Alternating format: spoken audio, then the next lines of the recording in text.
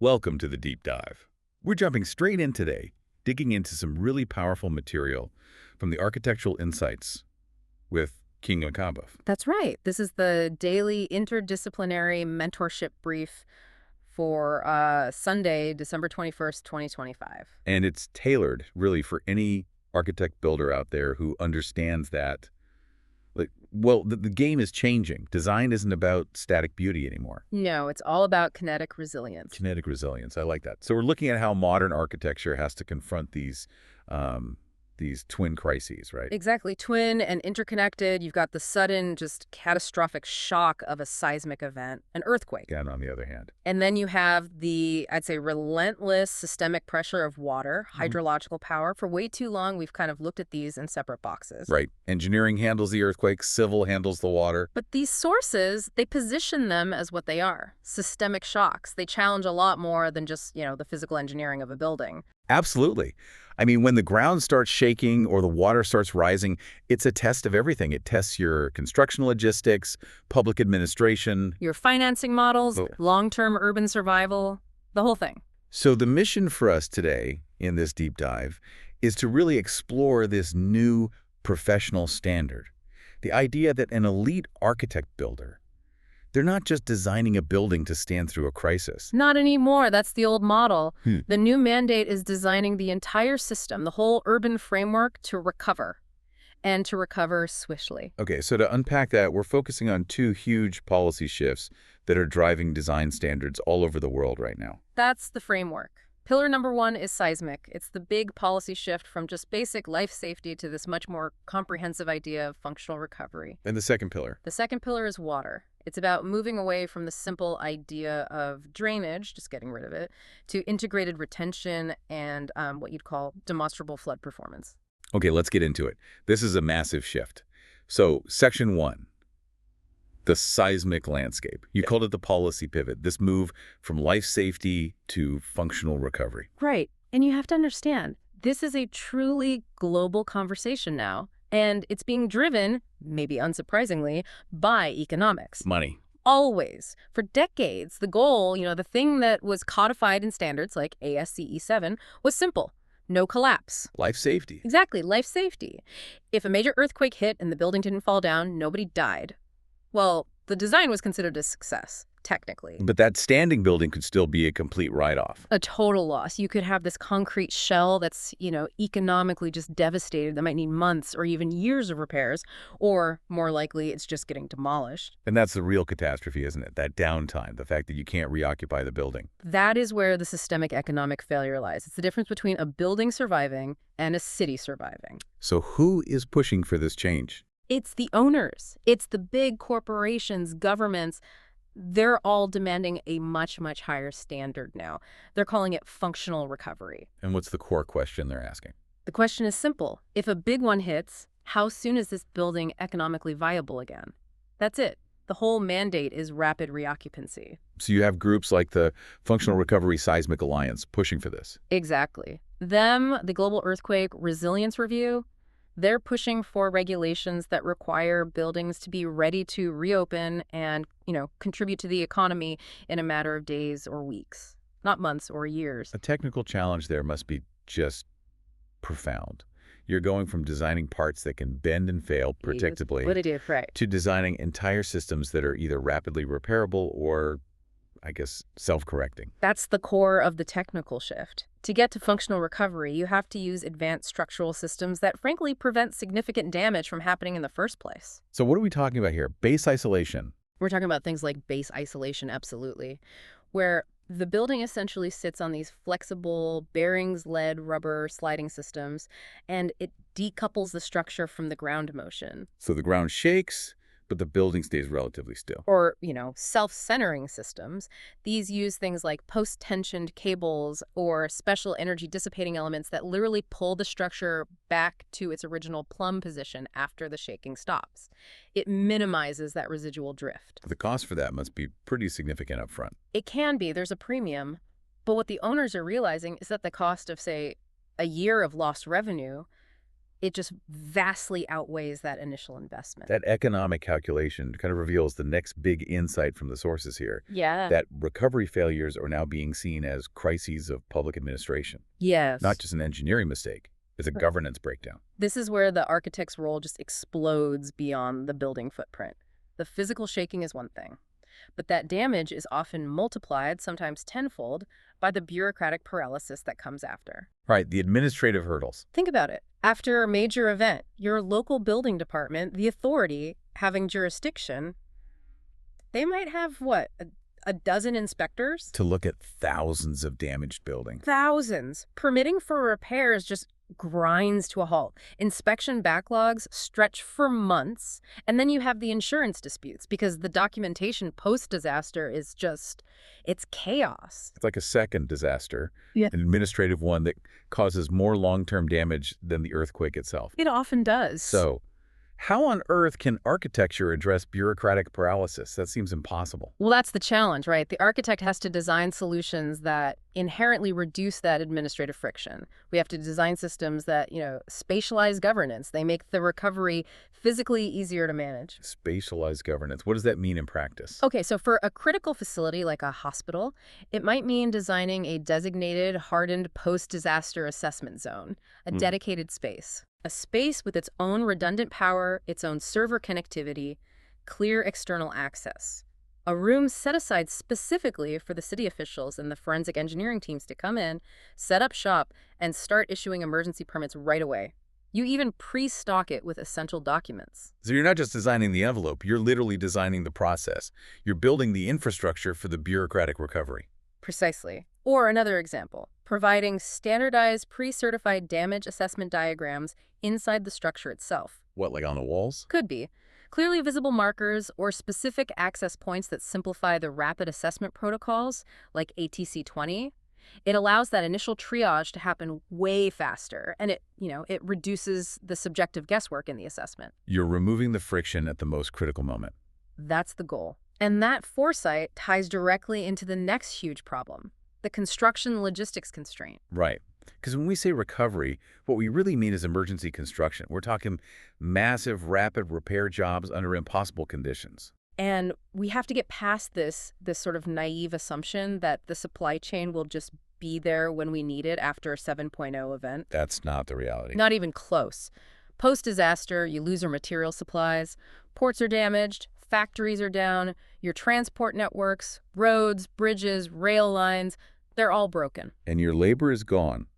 The skilled crews are at home dealing with their own families, their own damaged houses. Exactly. So that sophisticated just-in-time construction sequence you planned for, in a perfect pre-disaster world, It's instantly meaningless. it's irrelevant. It's actually a liability. Strategic resilience means the construction strategy itself has to be a tool for resilience. But what does that look like? The SEISMIC Supply Chain Institute is mentioned here. They advocate for planning your construction sequence for post-disaster conditions from day one. That means prioritizing things like modular construction. So you can disassemble and reassemble quickly. Using generic, easily sourced connections. It means writing regional sourcing guarantees into your RFP's pre-negotiating contracts with local suppliers who can pivot to priority delivery after a disaster hits. That's a huge shift in the design phase, though. You're asking architects to prioritize local material availability over, say, global cost optimization. That's a major trade-off. It is a trade-off, but it's a necessary one. Think about it. If your design hinges on a single, highly specialized, imported structural component, and the port that brings it in is closed for 6 months, Your 2-month recovery plan is now an 8-month disaster. or longer. Resilience means you have to embrace simplicity and redundancy in your supply chain just as much as you do in your structure. Okay, let's drill down into some of the core architectural concepts here, using the study blocks as a foundation.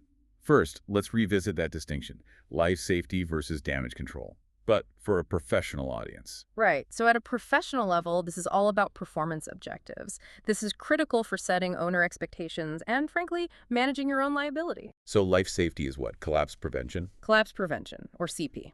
It means you expect large, uncontrollable structural damage. The building is not supposed to fall down, but it's very likely a total loss. You're probably going to demolish it. And damage control. Damage control is a higher standard. It means you're designing for, say, immediate occupancy IO, or at the very least, repairable damage, RD. So the conversation with the client is really about their tolerance for risk and the financial curve that comes with it. 100%. If you have a client, let's say a high-tech manufacturer, and they cannot afford even 1 week of downtime, They need an IO performance objective. they must specify it. And that decision is what triggers the need for those advanced systems we talked about, the base isolation, the self-centering frames. They have a high initial cost, sure, but they promise minimal damage and almost zero downtime. It's a direct financial calculation. You're minimizing the probability of catastrophic business interruption. That's the whole game. Which leads us straight to seismic importance factors, SEIFs. We know they're higher for essential facilities, but let's talk about why this is really a matter of civic responsibility. SIFs are not just arbitrary multipliers in a formula. They're the code's way of recognizing a building's role in holding the social fabric together after chaos. So a standard office building fails, it's an economic loss. It's a big economic loss, yeah. But if a hospital or an emergency operations center fails, a building within SIF of 1.5. Then public health fails. Governance fails. Exactly. So that higher SIF, it means the structure has to be significantly over-designed compared to the minimum code. What does that mean in practical terms? It mandates stricter drift limits so the building can't sway as much, higher force resistance. It often forces you away from a standard simple moment frame and towards, a more complex combination of robust shear walls and specialized damping systems to make sure you hit that performance objective. The civic responsibility is baked right into the math. It is. It's encoded directly into that factor. Okay, next concept. Redundancy in systems. Why is redundancy not just a nice to have? Why is it required to prevent progressive failure? Redundancy it's the structural definition of forgiveness. Forgiveness. Yeah. If one part of the system, a connection, a beam, a column, is critically damaged by some unforeseen force, maybe a defect in the material or a weird pulsive ground motion, the load must have somewhere else to go. An alternate path down to the foundation. It has to. That's what prevents progressive failure, where one small localized failure cascades into a total collapse. We've seen that in a lot of older non-redundant structures. So we're really talking about robustness versus efficiency. That's the core engineering debate right there. A purely efficient structure uses the absolute minimum amount of material to carry the calculated load under ideal conditions. But a robust redundant one? A redundant structure, one with, say, belt trusses or multiple lateral systems in both directions, it adds material, it adds complexity. The initial cost goes up, construction takes longer.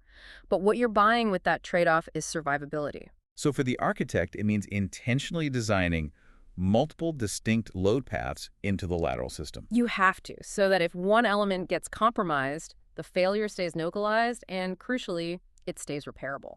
Now, here's where it gets really interesting for me in terms of downtime and cost. Non-structural components. The structure survives, but all the guts are destroyed. This is the hidden 90% of the problem. Failures in non-structural elements, your MEP systems, your elevators, ceilings, light fixtures, the architectural cladding. The expensive stuff. It accounts for up to 80% of the financial loss and nearly 100% of the downtime in modern code-compliant buildings. The building is structurally fine, but it's functionally useless. The server racks have all fallen over and the water pipes have shattered. Right. And the design details here matter intensely. Architects have to mandate rigorous bracing for high-value equipment. You need to use flexible connections. What does that mean? For example, large diameter pipes and HVAC ducts should connect to the main risers with flexible hoses or couplings that can tolerate a lot of differential movement. Suspended ceilings are a huge hazard. Seismic restraints and specialized grid systems are absolutely non-negotiable in high-risk zones. So the architect has to coordinate the bracing drawings with every single consultant. Everyone. Mechanical, electrical, plumbing, interiors. You have to ensure that every non-structural element is designed to the same performance objective as the main structure. If the structure is designed for I/O, so is the plumbing. Okay, last point before we move to water. Soil type. We know the ground amplifies shaking, but what are the specific implications of site class and liquefaction for the professional's decision-making? The ground is never passive. It is an active, dynamic part of the seismic system. Your geotechnical report gives you the site class, and that dictates how much the ground motion is going to be amplified. So soft soils are worse. Much worse. Soft, loose, water-saturated soils. Your site class D, E, or F, they can dramatically amplify the energy of the shaking. That means the building has to be designed to resist far greater forces than if it were sitting on solid bedrock. And then there's liquefaction, the ultimate nightmare. Liquefaction is terrifying. It's when saturated sandy soil loses all its strength under shaking and basically behaves like a heavy liquid. The foundation loses all support. And the building just sinks or tilts. It leads to global instability no matter how good your superstructure is. The building just settles, tilts. It's catastrophic. The only response has to be proactive. So deep foundations. You either bypass that liquefiable layer with deep foundations piles or caissons that go down to stable soil, or you have to do ground improvement. Things like vibrocompaction or jet grouting to densify the soil before you even start building. The geotechnical risk dictates your entire foundation budget and schedule. That's a perfect setup for our second major systemic test. We've dealt with the ground moving. Now let's talk about the relentless force of water. Section 2, hydrological resilience. And the connection here is systemic vulnerability. Just like earthquakes test our administrative structures, water risk. Well, it's becoming a political actor. It's a huge liability trigger, and it's often the ultimate decider of whether a project is feasible at all. The sources really stress that. Flood risk is rewriting feasibility.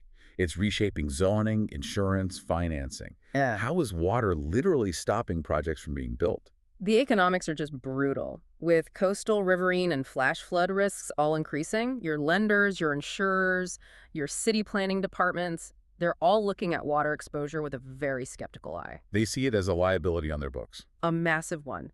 So architects are now required to provide robust documentation showing flood performance. You have to prove the building can withstand or recover from a specific flood event. If the project's base flood elevation, the BFE, is too high, or if the risk means the insurance premiums are just astronomical. A project can't get financing, it dies. It just doesn't get built. Water risk has become this existential gatekeeper for development in a lot of places. And this has led to a huge philosophical shift in how cities think about water. The sponge city paradigm. We're moving away from the 20th century model of just draining everything away. That old strategy was, well, it was simple. Get the water off the site and into the storm drain as fast as you can. But all that did was externalize the problem. It created downstream flooding. Downstream flooding, erosion. It overburdened public infrastructure. The sponge city model says, no, we have to slow the water down, we have to store it, absorb it locally. We treat storm events as temporary storage challenges, not disposal problems. And the key insight for us is that buildings themselves are now being treated as hydrological infrastructure. They have to be. The architecture is part of the watershed. Exactly. The building can't just be a passive object that displaces water anymore. It has to be an active participant in managing it. So green roofs, permeable paving. High-capacity green roofs that absorb rainfall, yes. Extensive permeable paving and rain gardens that allow water to infiltrate back into the ground. Designing large cisterns or detention basins right into the site plan to manage those peak flow rates. So the architect is now responsible for calculating runoff rates and proving the building doesn't make things worse. You have to prove it. You have to show that your post-development runoff doesn't adversely impact the public system or your neighbors. Which brings us to the hard reality of regulation and liability. The sources say ignoring water data is a professional liability. That's a strong statement. It's non-negotiable now. Updated FEMA maps, sophisticated insurance models, mandatory compliance with the base flood elevation. These are primary design drivers. Flood maps are not optional reading anymore. They're design documents. And if you get it wrong? If an architect fails to get the latest map revisions or misinterprets the BFE and the building floods as a result, that error immediately exposes the client and the entire professional team to catastrophic liability. In the eyes of the law and the insurer, that was a known risk that you failed to mitigate. Okay, so let's explore the specific methods for negotiating with water. Tell me about the relationship between the BFE and the financial consequences, those vertical inches. It's a direct calculation of risk economics. The BFE is the statistical elevation floodwaters are expected to reach in a 100-year flood. That's a 1% chance in any given year. And your building's finished floor elevation has to be above that. Your FFE for any habitable space has to exceed the BFE, usually by 1 to 3 feet of what we call freeboard, depending on local rules. Why the freeboard? What does that extra height do? The freeboard directly reduces your risk profile. Every single vertical inch you can get above that BFE reduces the risk of water intrusion, and this is critical. It dictates your eligibility for and the cost of flood insurance. Raising the FFE by just 2 feet might reduce your annual flood insurance premium by tens of thousands of dollars. It can make the project financially viable over the long term, even if it adds some construction cost for a taller foundation. Okay, next up, this fascinating idea of strategic failure. Breakaway walls. Explain how you can intentionally design something to fail. This is a really advanced floodproofing philosophy.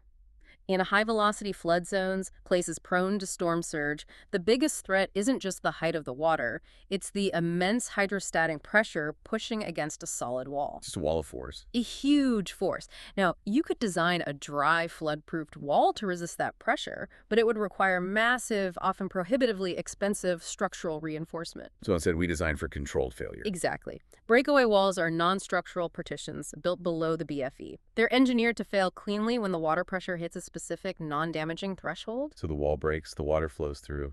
And it releases the pressure, ensuring the primary structure above remains totally intact. You sacrifice the lower zone, but the building survives.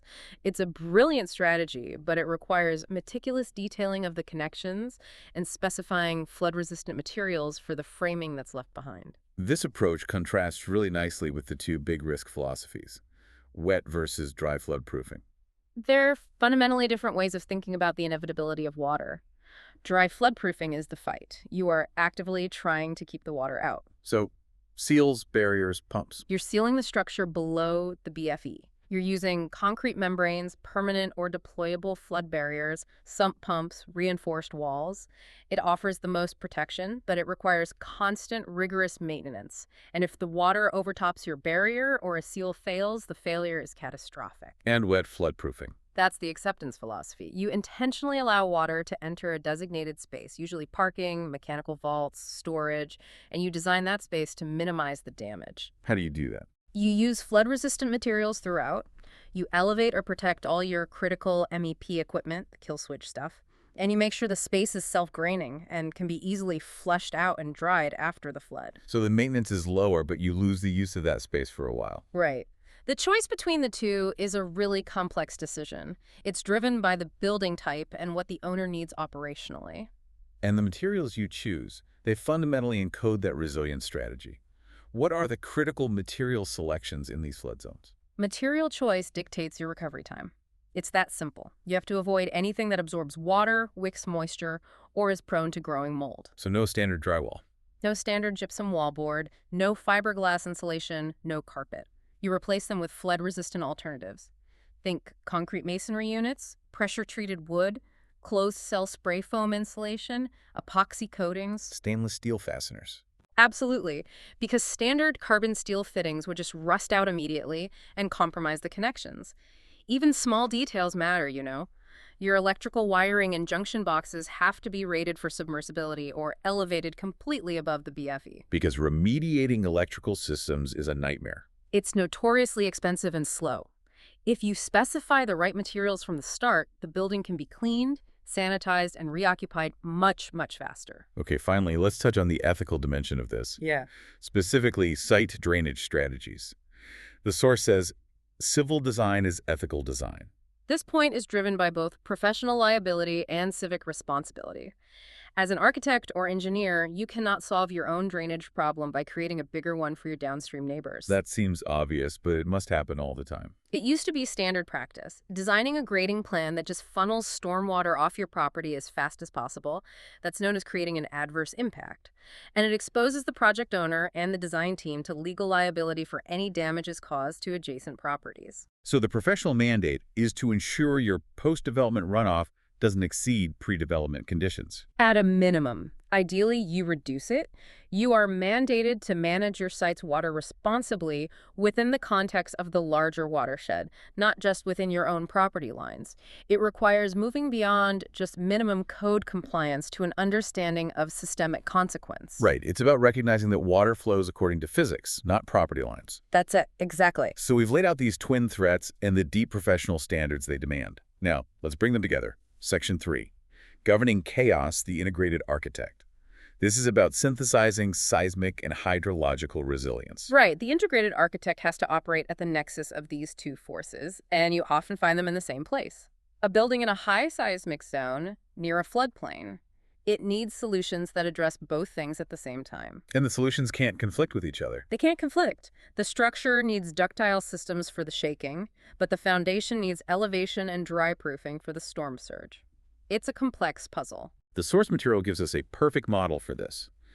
The Regional Seismic Continuity and Recovery Hub. This is a hardened civic facility designed to survive the worst and then immediately become the center of operations. This is the ultimate resilience project. It's designed to combine emergency operations, critical data infrastructure, temporary housing coordination, all the essential public services. Designing this hub means using the highest CIF, base isolation, extreme floodproofing, everything we've talked about. The mandate here is to design architecture that governs chaos. You're literally spatializing the function of recovery administration. And that is the most challenging programmatic requirement. You're not designing a bunker to hide in. You're designing a command center for urban recovery. The architecture has to anticipate the physical and the administrative workflow of chaos. So clear segregation of functions. You need a hardened data center to keep the government running. You need dedicated, publicly accessible triage and intake spaces.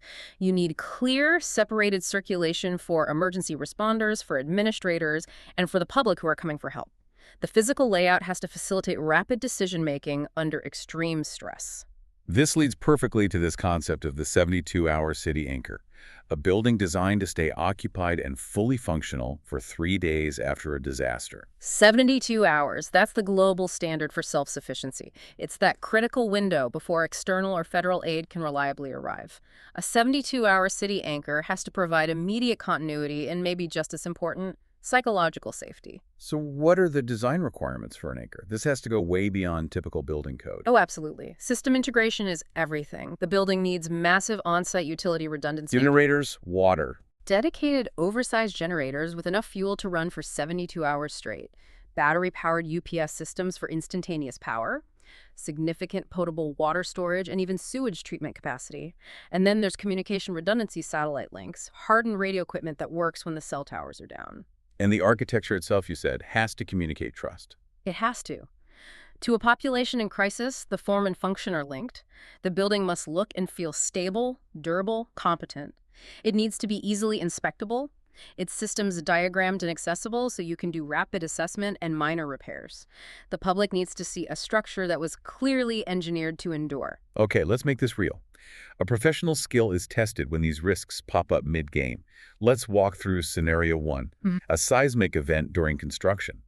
A mid-rise project, 70% of the steel frame is up, and a moderate quake hits. You can see things are misaligned. This is a devastating scenario, and it's more common than you'd think.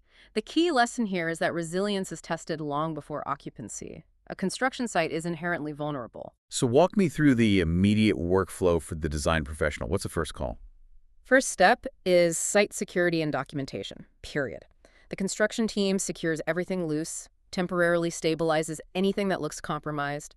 Then the professional team, the architect and structural engineer, they mobilize a structural forensics engineer immediately. Not the original engineer. No, it has to be an independent expert. This is essential for mitigating liability. And what is this forensics engineer looking for? They're doing a rapid assessment with calibrated lasers, plumb bobs. They're looking for more than just cracks. They're looking for residual drift, subtle column misalignments, compromised connections, damage that might not be visible to the naked eye but completely ruins the building's future performance. And the report is legally critical. It is. Then the administrative gridlock begins. Step 3 is immediate coordination with the AHJ, the building department. We're completely overwhelmed at this point. Completely. So the project team has to be proactive.